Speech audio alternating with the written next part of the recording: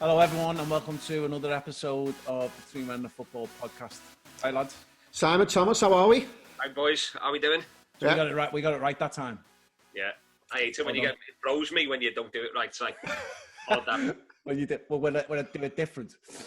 Right, so this is the Week 5 preview. So we did our first one of these last week, and we got some really good feedback on the analysis and looking at the games. We're going to get straight into it for this weekend. We just had a weekend off because of the crappy international. By the way, England are absolutely useless. I mean, I'd much rather watch amateur football than go and watch England. Yeah. Absolutely shocking. I think the issue we have is, I think Southgate at times is tactically inept. He doesn't know what he wants, and he keeps relying on the same players who actually aren't good enough at the moment. It's too negative. Yeah. But anyway, let's not talk about it because it's that crap. I'd rather not talk about it. Let's get straight into the Premier League games. All right. So the first game is the big game of the weekend. Daz may disagree, but it's Everton Liverpool, 12:30 on Saturday. So before we actually play our game in the afternoon, which should be interesting. So obviously Everton have started on fire and they're looking to extend their unbeaten run, and they're looking solid so far.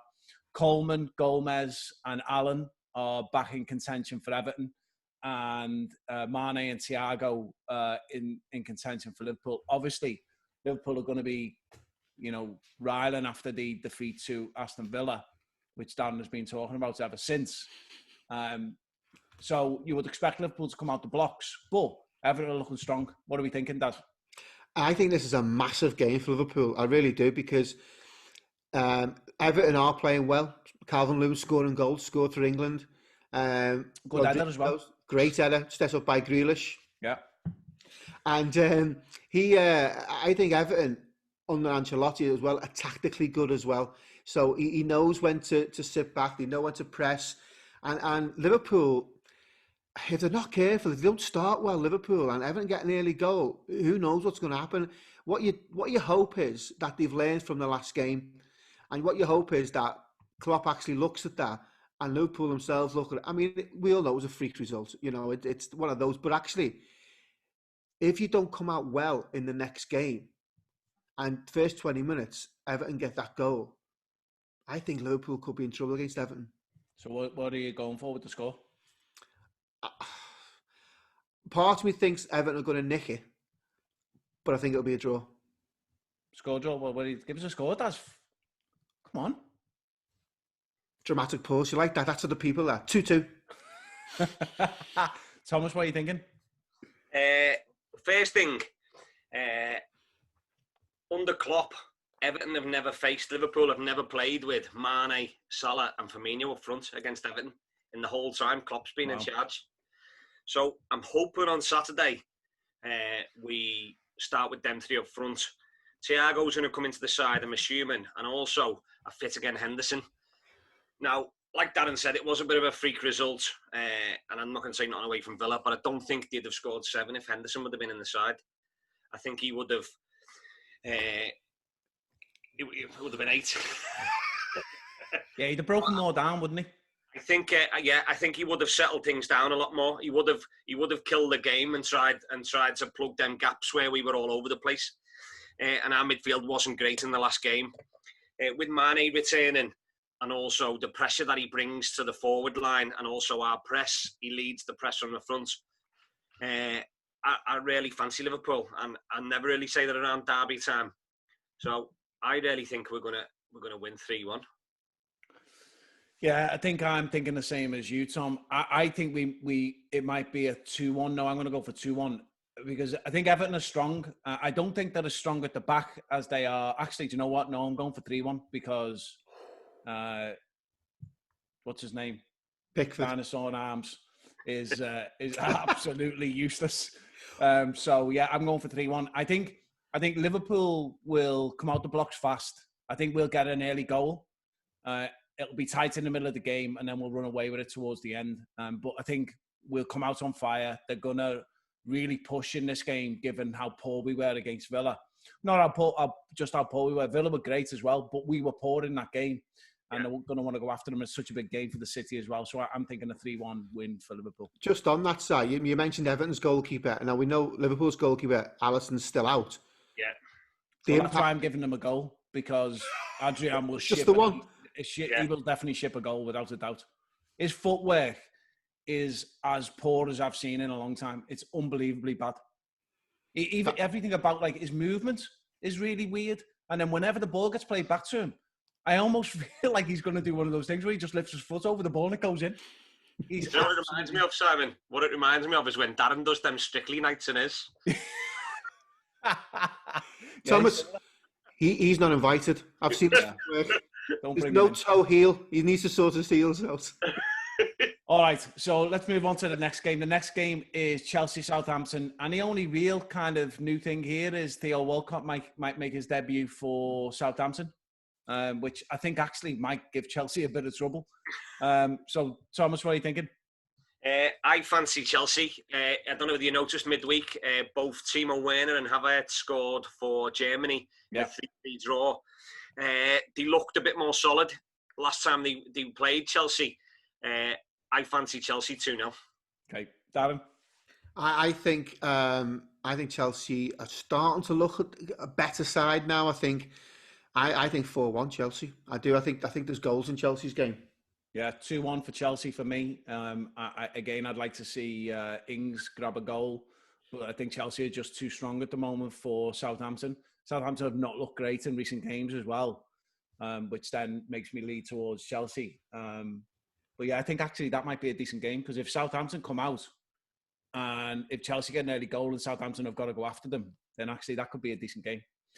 The next game is another big one, is Man City versus Arsenal. So City are looking for the first win in 3. They drew the last game against Leeds 1-1. Not looking great at the moment. And Thomas Partey could make his debut for Arsenal. So a couple of things going on there. Arsenal have looked better in recent weeks as well, and are actually putting together a decent run of results. I think this is a difficult one to call. Daz, what are you thinking? I'm glad you gave me the first option then, Si. Thanks for that. I think this is probably City is a bigger game for them than Liverpool v Everton. I think City are in a slump. I think not sure who they're going to play. I think Arsenal tactically, how much I rate Arteta. Tactically, I think he'll get it right. I don't know much about the new guy who's signed. I actually think the key to this game is the centre halves for both sides. I think they're the key, because I think if David Luiz for Arsenal? Luiz, yeah. If he plays well and doesn't get caught out, then I think Arsenal could go on and win this, or at least get a point. But I think you look at the two centre halves for City, and yet they've bought that guy. I still don't think they've had enough time to gel as a partnership, and that's what it is, playing centre half. It's a partnership. It's not two individual defenders. I think this one could be a draw as well. I think 1-1. Okay, Thomas, what are you thinking? I think I really fancy Arsenal. So Tierney's back from injury, I think, which shows up the back 4. I think he'll play Gabriel and Holden at centre half rather than David Luiz. Midfield, Thomas Partey will probably come in there if he's available, and they've had enough time to work with him on the training ground to get him ready. And he's a solid acquisition for them. He played outstanding at Anfield. And they've obviously got Lacazette and Aubameyang. They've got plenty of goals in them. Arsenal at the moment, which City haven't got, unless De Bruyne's on fire. And De Bruyne come off injured after a tackle. I think it was by Jordan Henderson, possibly, when England played Belgium. So he's doubtful for the game. De Bruyne, they haven't got a fit striker available for the weekend. Goals are going to be hard to come by unless Raheem Sterling's fit, because he didn't go with England. So you're looking at goals from Mahrez, possibly. I think it's going to be really tight. I fancy Arsenal 2-0. Simon, I didn't know all that information before I give my vote. Well, he's done his research. That's we normally give him crap because he doesn't do his research. He's done it. He's got BBC Sport, so back and see it. So I think the same as well. I think Arsenal are gonna do it. I think it'll be a little bit closer though. I think Arsenal win 2-1. Mahrez, I think, is the goal threat, and if Sterling plays, he'll definitely give them a challenge. But I think Arsenal will be too strong for them. I think Partey, is definitely not the missing piece of the puzzle for Arsenal, but is definitely going to strengthen them down their core, which is what they need. He'll also break things up so they don't get as much pressure on the back four as well. So I think Arsenal 2-1. Okay, the next game is Newcastle Man United. So after what happened this week with Maguire, I mean, I told you he was crap before. Now I think he's even worse. I mean, the tackles were not great. I think he got the ball on the second one, but he shouldn't have got into that position anyway. But he is just, he turns like a Freightliner. His footwork for a centre-half is really bad. His positional play is really bad. He gets dragged to the ball all the time, and he just can't get himself together. I'm going for a Newcastle win here. I'm thinking Newcastle win 2-0. Simon, tell me what you don't like about Maguire. I have to agree. I mean, with Maguire, I think he needs to be out the limelight for a couple of games. I really do. I think his mental health's everywhere. I think he's making poor decisions. But I actually don't think United are ticking at all. I think there's something else going on there. We spoke that in other podcasts. And Simon, I tend to agree with you. I think Newcastle are doing something good at the moment. I think Bruce has got them playing. I'm going to go 2-1 Newcastle. Ooh, okay. I disagree with both of you.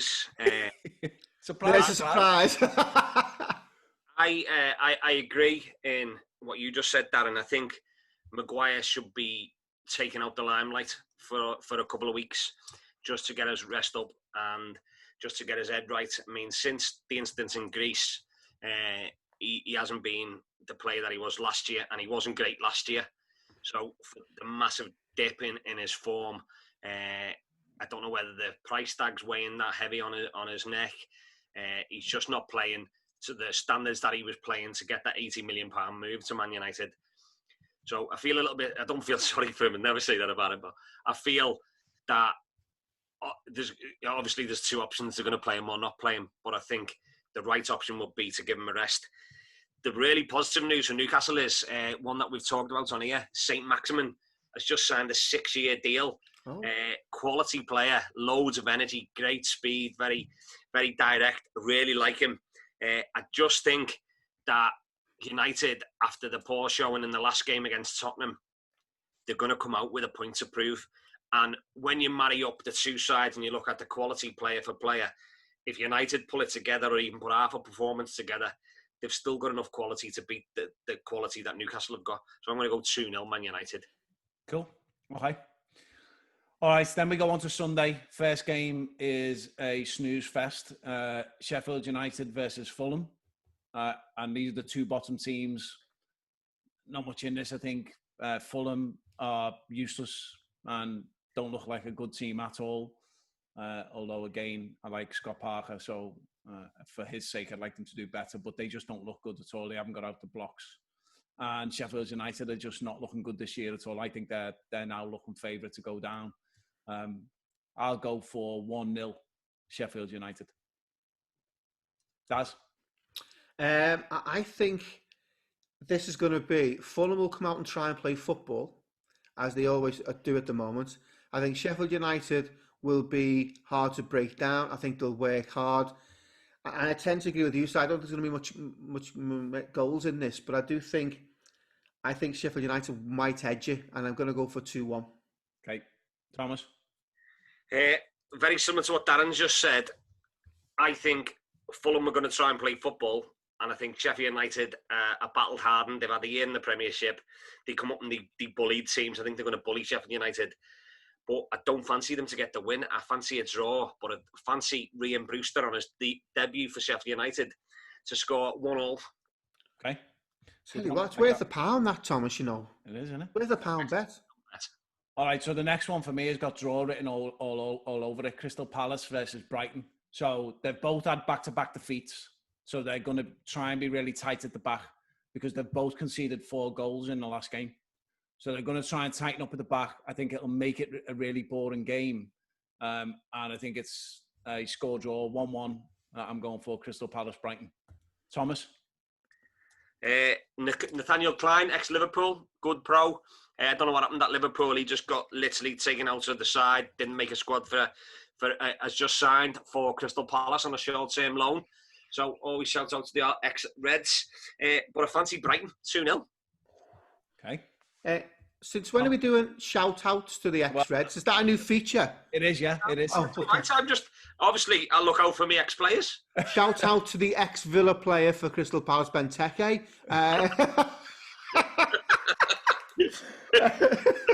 I think this is a similar... Shouting's useless. It was for you because you tried to play football. That was the difference. I think this is a similar to Sheffield United Fulham game where Brighton will play football. And I think Palace will are going to be hard to break down. Again, those two centre mids we spoke about previously on the podcast, McCarthy and MacArthur. They will just sit there and they'll try and catch them on the break. But I actually think Palace might just do this 2-1. Okay. All right. Next game is London derby, Tottenham versus West Ham. So obviously Tottenham beat Man United 6-1. And West Ham are going for their third successive win and have scored 7 goals in the last 2. Looking really strong. I think this is actually a difficult one to call. Daz, what do you think? Well, West Ham have just signed Ben Rama from Brentford for 30 million. Signing. Yeah. So I'll be interested to see how well he does in the Premier League because I know Villa were looking to sign him possibly, but I don't know if he wanted too much money wages-wise. I actually think Gareth Bale's back in training for Spurs. I think he'll come on a sub at some point in the game. I think there'll be a 4-2 to Spurs. Okay. What a great shout, Darren. Thomas? Great. I think it's going to be in a really open attacking game. Benrahma is a quality signing. Made up with him going there, getting him out of the Championship. I think something similar. I'm going to go 3-2. Oh, Spurs. To Spurs, okay. I'm going 3-1 for my soft spot team, Tottenham. Because after that programme, I really like them. So, 3-1 to Tottenham. All right, last game on Sunday is big game for Daz. Leicester versus Villa. So, Leicester need to get back after that heavy defeat to West Ham. They got beat 3-0. And then, obviously, Villa are going to be buoyed by the fact that they battered Liverpool. So, I think, actually, this could be a really good game for the weekend. This would be a good one to watch. I think what you're either going to get is teams that try and cancel each other out, or if they let Grealish play, if Villa let Grealish play, and actually they take the reins off with people like Vardy and Barnes, and what's his name plays? Who's the guy who plays in the middle? Maddison for Leicester. I think this could be a really good game, and again, I think this could be high scoring as well. I'm going to go 3-2 Leicester. I'd just like to say at this point in the proceedings, we are now down to 2 men in football. Thomas, who are you going for? Because I could do a podcast next week on my own. You are going to be doing it on your own, and if that's what you feel. I think it's roles reversal. Leicester got a spanking last week, and Villa were great. But I think Leicester are going to spank Villa. I think they're going to spank them 3-0. Oof. Tell you what, that's fighting talk, that does. You know what? I didn't even have it on my list. All my research just ignored that. Can I just say, you know your friends are when times are going well. Just Come on, because we Daz, stuffed you guys. Well, I think Villa are going to win. I said it, no, seriously. I'm interested to see how Barkley plays again because Liverpool give him that much space. I thought you had the freedom of the city. So I think Barkley and Grealish, if they're starting to play well, you know, Watkins up front, confidence. Where I think it might struggle is if we go to an open game, Villa might find it a bit difficult because I think Vardy will always get into those channels. Barnes is looking good at the moment. So I actually think, Simon, I'm going to roll reverse your score. I think 3-2 Villa. Nice. I like the fact that you're backing your team. Okay. Which Simon, I do, unlike some people in the podcast. Well, you don't expect us to back your team. Not anymore. Sometimes. All right. So not after they beat us. Okay. So then we move to Monday, and the first game is again a bit of a boring one, other than for Cookster. West Brom versus Burnley. Both teams looking for their first win, and they're both in the bottom 4. So again, another one that is not that exciting. I'll go for the score draw 1-0. 0-0. All right, Tom. 0-0. Straight in there, wasn't he? He's been doing his research. That interested. I didn't even know there's a game on Monday. All right, so 0-0. Tom, Darren, what do you think? I think Burnley will do this. I think Burnley will do it 2-1. Okay. So that's where Thomas's research has fallen down. He's missed. He's done research 2 games. He hasn't spotted already. Hey, but I was good though for what I did research. 3 games, Thomas. Okay. So the last game on Monday is, I think, another game. Another game. It's going to be it's a really good one as well. It's Leeds, who we all like, and Thomas's soft spot, Wolves. So Leeds are unbeaten in 3. Drew with Man City in the last game. Played really well against Liverpool in the first game. Wolves are trying to get back-to-back victories after beating Fulham 1-0, although that was a crappy game, by the way. But one of the things that I read today, which was funny, we were talking about the fact that Leeds are a great team to watch because they're good going forward. They pass really well. They press really hard. But we were worried about them defensively. They faced more shots than any other Premier League team already this year. 73. I mean, that's some stat, that, isn't it, already? But it says a lot about the way they play. They're wide open because actually watching them is a lot of fun because they really get after teams. But I think where Liverpool struggled with the high press against Villa, I think Leeds are going to struggle with that kind of thing as well because they press really high and they just defensively haven't got it. So I'm going for 2-1 Leeds. Ooh. But at home, I think they'll win. I think they'll be flying high after drawing with City at Elm Road, and I think they'll win it 2-1. Dan? I think similar. I think Wolves haven't quite got into gear this season yet. I'm not sure why, because they were always good to watch. Wolves always try to play football, but I do think that they're leaking a few goals. I think Leeds will just play, whoever they play, Leeds are going to play one way. They're going to try and outrun teams. They're going to try and fight for everything. The Phillips in the centre midfield, I'm impressed with. I think he's a decent, really good player. So I think Leeds will do it 3-1. Ooh. Thomas? I think Wolves are going to play right through the middle of them. And You're so predictable. I know. Well, you are so... Oh, Leeds are lovely. I love Go away, jog on. Wolves are going to go through them. 2-1. Thomas, I work with the Leeds girl. She bullies me during the week. Does she? Laura. Yeah, well, to be honest, you're quite bullyable. You need therapy, does? I do actually, yeah. It's initial therapy. Well, I thought it wasn't until you asked me to charge for it. All right, so let's see how they go over the weekend. I'm looking forward to this weekend. It was crap last week without footy. You want to, and there's so many games on over the weekend as well. Okay, so before we go, one thing I want to very quickly talk about is pay-per-view. Oh, God. How are we feeling about that? £15 a game, what are they doing? I think it's a disgrace. Absolutely disgrace. There's people losing jobs. There's people getting furloughed. And they want to charge £15 to watch a game of football. What will happen is someone will pay it and 3 or 4 people will get round together and watch the game because that's the way people are. If they'd have charged, we spoke briefly, Simon, the other night, if they'd have charged a £5, because I get some clubs, need that revenue and I get that. But actually, a £5, people go, I'll watch that game for a £5. It's just absolutely, it just stinks of greed again by the Premier League. All about money and rinsing the fans again. Yeah. But great idea, yeah. So you're for it then, Dad? Yeah, obviously we can't condone any illegal streaming. But illegal streaming. Or legal streaming, I mean, it doesn't matter. Just watch it somewhere else. Yeah. It's horrendous. I mean, and the games that they're selling are absolutely useless. But the thing I don't, because Villa are on that this week. But the thing I don't like is that it's almost like they've seen an opportunity to take advantage of people because pubs are closing down everywhere now. So restaurants are opening, but pubs are closing down. So there's not as much of an opportunity to go to a pub and watch a game that on a channel there in the pub what they've paid for. So they know people are going to be at home and more likely going to want to watch the football at home. So they know they're going to sell more. But if they depriced, as you say, if they depriced it at £5, they'd get more people watching it, and actually you get much more goodwill as well. So you can watch it, you can be at home, you can be in the comfort of your own home. It costs you £5. You do that. £15, you're not going to do it. Yeah, and I just think it just stinks. The timing's all wrong.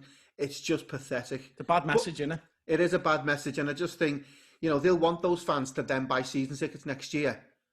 And I just think it just stinks. Well, listen, it's meant to be a game for the working class, and we've talked about this before. It's very much becoming a game for the middle class, and I think that's a real shame.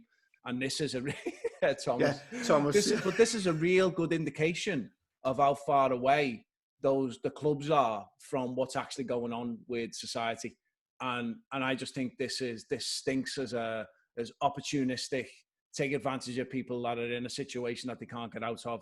And as you say, that's people losing their jobs and losing money, and they're just trying to rinse people for £15 for the game. It's absolutely ridiculous. And you know, talking about mental health at the moment, you know, and we've spoke about it in our podcast previously, other podcasts, about how and football can be that release.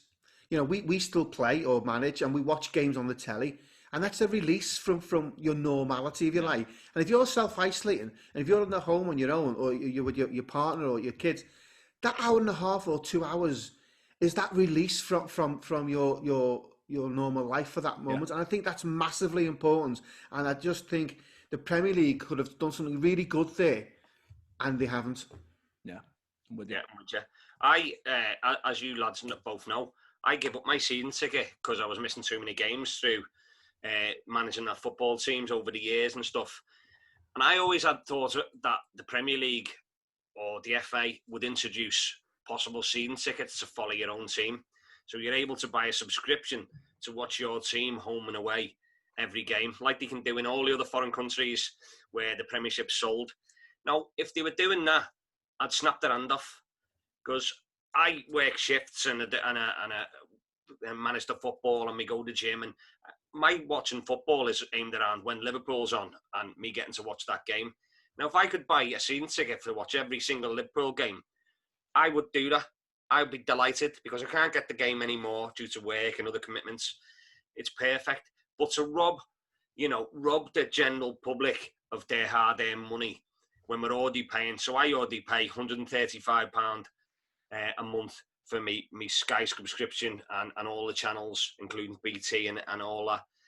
And then you're paying for your Netflix and everything on top. So once you look at your TV subscriptions at the end of the month, you're hitting close to £150 a month. Yeah. And then they're saying on top of that, you want to buy a game on top? Come on.